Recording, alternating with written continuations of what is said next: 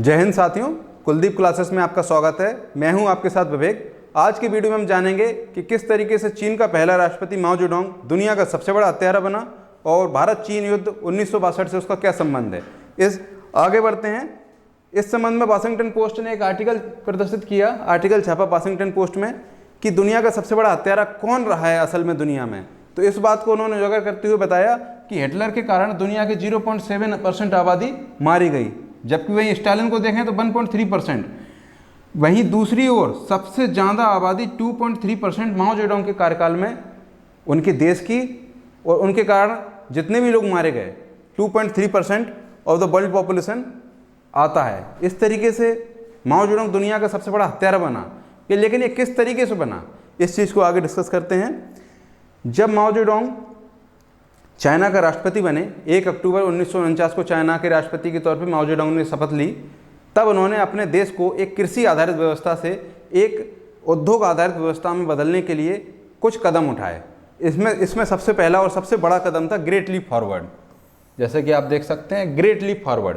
Great Leap Forward के अंतर्गत उन्होंने मुख्य रूप से 2 काम किए। ग्रेट लीप फॉरवर्ड के अंतर्गत मुख्य रूप से उन्होंने 2 काम किए। सबसे पहला जो काम किया कि जो कृषि में लगे हुए लोग थे, कृषि में लगे हुए नौजवान लोग थे, उनको ज़बरदस्ती उद्योगों में लगाया गया। गांव से उनको ला के ज़बरदस्ती उद्योगों में लगाया गया। और दूसरा कार्यक्रम जो उन्होंने चलाया वो कृषि की उत्पादकता को बढ़ाने के लिए 4 पेस्ट मूवमेंट, जैसे कि आप देख सकते हैं 4 पेस्ट कैंपेन चलाया। कृषि की उत्पादकता को चूहे, किसी ने बता दिया माओ जेडोंग को कि चिड़िया 1 साल में औसतन 4 किलो गेहूं खा जाती है, तो माओ जेडोंग ने क्या आदेश दिया कि सभी चिड़ियों को मार दो। इसके कारण क्या हुआ कि चाइना में इकोलॉजिकल इम्बैलेंस,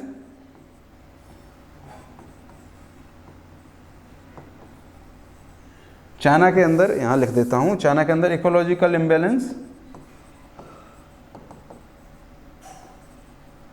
पैदा हो गया। वहीं दूसरी ओर जो चाइना ने पहला कदम उठाया था कि कृषि के जो लोग थे, नौजवान लोग थे, उनको उद्योगों में लगा दिया ज़बरदस्ती।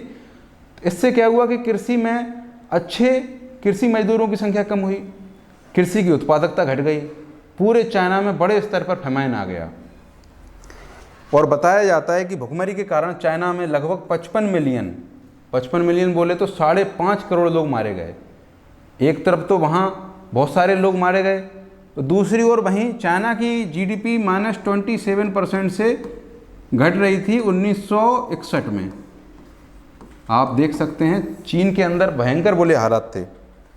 इसको एक ग्राफ के द्वारा भी आसानी से समझा जा सकता है। जब दुनिया की भयंकर महामारियों के बारे में हम चर्चा करते हैं तो हम जान पाते हैं कि दुनिया की महामारियां ये ग्राफ के द्वारा सबसे ज़्यादा, सबसे और बड़ी फेमाइन, आप सब देख सकते हैं नंबर ऑफ विक्टिम्स पर फेमाइन। तो दुनिया में 1961 के और 62 के दशक में सबसे बड़ी फेमाइन अपन को देखने को मिलती है चाइना की Great Leap famine, Great Leap Forward famine, जिसको ग्रेट लीप फॉरवर्ड फेमाइन के नाम से जाना जाता है। और एक प्रसिद्ध अर्थशास्त्री थे ड्वेट पार्किंसन, इन्होंने इसको जो ग्रेट लीप फॉरवर्ड मिशन चलाया था चाइना के राष्ट्रपति माओ जेडोंग ने, उसको Great Leap Forward was a very expensive disaster, एक भयंकर महंगी आपदा उन्होंने इसको करार दिया। आप समझ सकते हैं कि एक और तो 5.5 करोड़ चाइनीज़ लोग मारे गए भुखमरी के कारण, फेमाइन के कारण। वहीं दूसरी ओर चाइना की जीडीपी 1961 में -27% से गिर रही थी। अब आप समझ सकते हैं चाइना के अंदर कितने भयंकर हालात थे। अब यहीं इस चीज़ को अपन 1962 के भारत चीन युद्ध से जोड़ के देख सकते हैं। एक तरफ तो चाइना के अंदर आंतरिक रूप से बहुत सारे लोग मारे गए, बेरोजगारी बढ़ रही थी, भुखमरी बढ़ रही थी, चाइना के लोग मांग कर रहे थे रोजगार चाहिए, रोटी चाहिए। इसी दौर में चाइना के राष्ट्रपति माओ जेडोंग क्या बोलता है, देश खतरे में है। और उसने अपने देश की अपनी आंतरिक समस्याओं के कारण, अपने देश में अपनी सत्ता को बरकरार रखे रहने के लिए इंडिया पे हमला कर दिया। आप सभी जानते हैं 1962 में चीन ने एक तरफा इंडिया पे हमला कर दिया, जिसको कि north west frontier Arunachal Pradesh के नाम से जाना जाता है, उस क्षेत्र पर हमला कर दिया। भारत के प्रधानमंत्री, उसमें तत्कालीन प्रधानमंत्री जवाहरलाल नेहरू शांत रहे।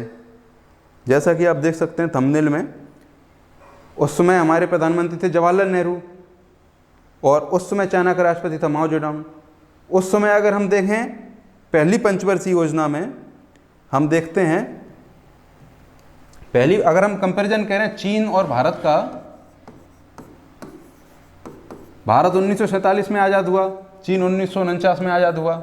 पहली पंचवर्षीय योजना 51 to 56 इंडिया की, 1951 to 1956। इसमें प्रति व्यक्ति आय में 11% की बढ़ोतरी देखी गई, राष्ट्रीय आय में 14% की बढ़ोतरी देखी गई। द्वितीय पंचवर्षीय योजना देखें 1956 to 1961, बोकारो तमाम जगह स्टील प्लांट खोले गए अमेरिका की मदद से, रूस भी मदद कर रहा था, ब्रिटेन भी मदद कर रहा था। वहीं दूसरी ओर अगर चीन में देखें तो 5.5 करोड़ लोग माओ जेडोंग की गलत नीतियों के कारण मारे गए, और दूसरी ओर उसकी जीडीपी 27% -27% से गिर रही थी।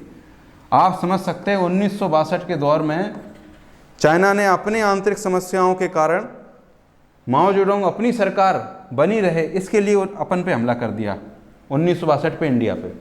हम प्लानिंग कर रहे थे कि हमारा देश किस तरीके से आगे बढ़े, और वो भूखा नंगा देश प्लानिंग कर रहा था कि हम किस तरीके से इसको ले डूबेंगे।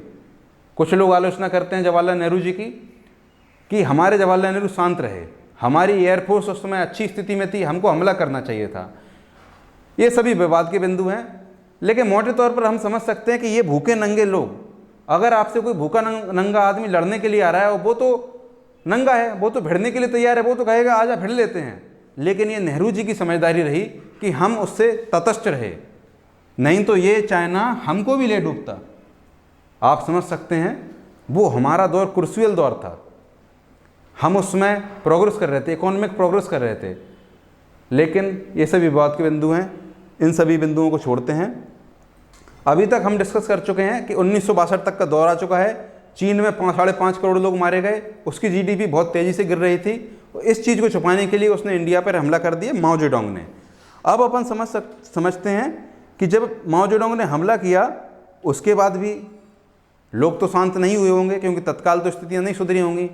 लोगों के मन में डर था, लोगों के मन में आक्रोश था कि ये कैसे कम्युनिस्ट लोग हैं जिनके कारण हमारे ही देश का नुकसान हो रहा है, जबकि पड़ोसी देश इंडिया बड़ी तेज़ी से प्रोग्रेस कर रहा है, वहाँ लोकतंत्र भी है, वहाँ आज़ादी भी है। इन्हीं सब चीज़ों को छुपाने के लिए माओ जेडोंग ने क्या किया, एक नया कैंपेन, इसको प्रोपेगेंडा भी समझ सकते हैं, प्रोपेगेंडा चलाया। प्रोपेगेंडा था cultural revolution, one nation one China और वन कल्चर। अब विवाद आता है तिब्बतन बुद्धिस्टों का, तिब्बत के जो बुद्धिस्ट थे, बुद्ध धर्म वाले लोग। दूसरा आता है जिनजियांग प्रांत का,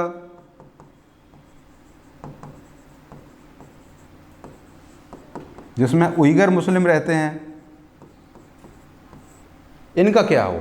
तो चाइना ने क्या किया कि दमनकारी नीतियां अपनाई। सबसे पहले तो तिब्बत के बुद्धिस्टों और उइगर मुस्लिमों से इनसे मातृभाषा के अधिकार छीने, इनको जबरदस्ती चाइनीज सिखाई गई, इनकी मस्जिदों को नष्ट कर दिया गया, बुद्धिस्ट मठों को नष्ट कर दिया गया। आप देख सकते हैं पेंचिंग लामा हैं ये, और ये बुद्धिस्ट लोग हैं, इनको बुरी तरीके से मारा गया, इनका नरसंहार किया गया। दुनिया में इसकी आलोचना हुई, लेकिन चाइना ने दबा दिया। आप समझ सकते हैं चाइना कितना खतरनाक देश है। आज भी कल्चरल रेवोल्यूशन माओ जेडोंग की मौत के साथ खत्म हो गया। कल्चरल रेवोल्यूशन 1966 से जब तक माओ जेडोंग की मृत्यु नहीं हो गई 1976 तक चलता रहा, लेकिन ये अघोषित रूप से आज तक भी जारी है। आज हम देखते हैं कि तिब्बत में जबरदस्ती हान, जो कि मूल चाइनीज लोग हैं, उनको तिब्बत के अंदर जबरदस्ती भेजा जाता है और इंटर मैरिजेस को जबरदस्ती थोपा जाता है। वहीं दूसरी उइगर मुस्लिमों को देखें तो जिनजियांग प्रांत में चाइना क्या करता है कि उइगर मुस्लिमों की मस्जिदों को तोड़ दिया गया। अपन कई बार न्यूज आर्टिकल्स में देखे होंगे कि जिनजियांग प्रांत की जो मस्जिद थी उसको पब्लिक टॉयलेट्स बना दिया गया। जिनजियांग क्षेत्र में जो उइगर मुस्लिम रहते हैं उनकी महिलाओं को बुर्का पूरा शरीर कवर नहीं करने दिया जाता, उनके कपड़े फाड़ दिए जाते हैं। मुसलमान दाढ़ी नहीं रख सकता, मुसलमान कुरान नहीं पढ़ सकता। चाइना क्या है, अपना एक स्पेशल वर्जन वाला कुरान कहता है कि ये कुरान पढ़िए आप। वहाँ पर धार्मिक आज़ादी नहीं है, मस्जिदों को तोड़ दिया जाता है और कहते हैं कि चाइनीज आर्किटेक्चर के अनुकूल आप मस्जिद बना सकते हैं, आप इस्लामिक आर्किटेक्चर के अनुसार मस्जिद नहीं बना सकते। चाइना की यही अत्याचार आज तक जारी हैं, जो माओ जेडोंग से शुरू हुए थे वो आज शी जिनपिंग के समय में चरम सीमा को प्राप्त किए हुए हैं। साथ में इसकी चाइना की एक्सपेंड करने की जो अथाह इच्छा है, वो दुनिया के दूसरे देशों के लिए बहुत बड़ा, खासकर इंडिया के लिए बहुत बड़ा खतरा उभर कर आता है। अगले वीडियो में हम डिस्कस करेंगे कि अगर भारत चीन का संभावित युद्ध होता है तो क्या चीन इंडिया को हरा देगा, क्या भारत सच में हार जाएगा। चलिए आज के लिए इतना ही। जय हिंद।